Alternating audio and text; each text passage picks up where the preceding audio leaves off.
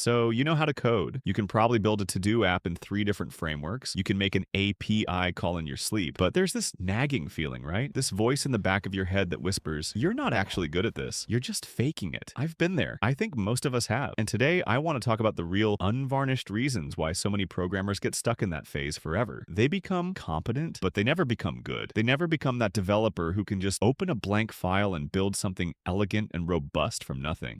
The first reason, and this is a big fucking one, is tutorial hell masquerading as progress. I remember a solid 6 months where I felt so productive. Every night, I'd fire up a Udemy course or follow a blog post to build a mini project. I'd have this nice, satisfying, finished thing at the end. But then a week later, my boss would ask me to implement a similar feature at work, and my mind would just go blank. I couldn't do it without the guide. Why? Because I wasn't learning to solve problems. I was learning to follow instructions. There's a world of difference. Following a tutorial is like painting by numbers. You feel like an artist, but you didn't make any of the creative decisions. You didn't choose the colors. You didn't compose the scene. When you're faced with a blank canvas on your own, you have no idea where to start. You haven't built the mental muscle to break down a problem. You've just built the muscle to be a good follower, and the software industry doesn't need more followers. Reason number 2 is the absolute terror of the ugly first draft. We are inundated with clean, perfect open source code on GitHub. We see these beautifully architected frameworks and libraries, so we internalize this idea that good code is born perfect. That is a lie. A complete and utter fucking lie. My first major solo project was a mess. The file structure was insane. I had a 1,500-line single file that did everything.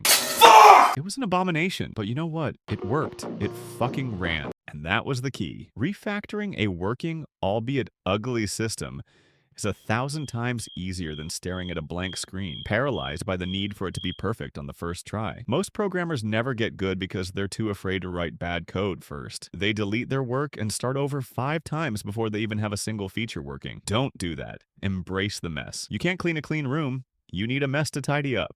We avoid the hard, boring parts. Anyone can write the fun, front-end logic for a cool animation, but how many of you actually enjoy writing comprehensive tests? Getting good isn't about mastering the fun 20% of programming that you see in YouTube demos. It's about becoming proficient in the other 80%. The debugging, the testing, the logging, the monitoring, the deployment scripts, the plumbing. But it's what separates a hobbyist from a professional. The pros aren't just good at writing code, they're masters at managing code and its consequences.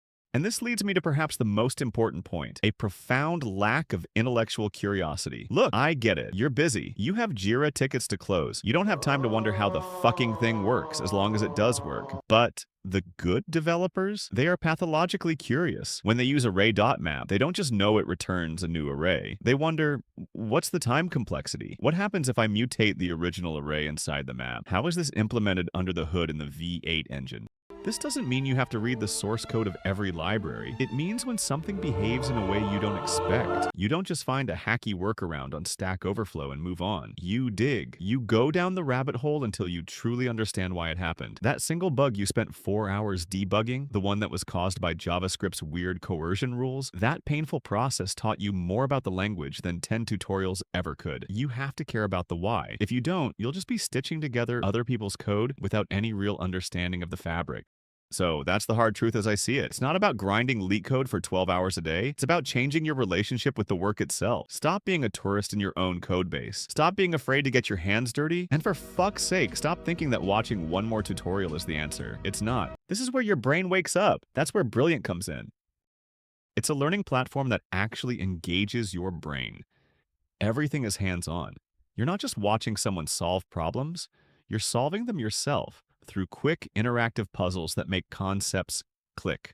I've been using it to sharpen my math and CS fundamentals, and trust me, 5 minutes into the first lesson, I realized I'm way more likely to remember something when I'm doing it, not staring at it. And the best part? It doesn't matter if you're into math, science, CS, logic, or you're just curious. Brilliant has something for every level. Beginners, experts, doesn't matter. You just dive in and keep getting better. To learn for free on Brilliant, go to brilliant.org/nulllstalgia, scan the QR code on screen, or click on the link in the description. Brilliant's also given our viewers 20% off an annual premium subscription, which gives you unlimited daily access to everything on Brilliant.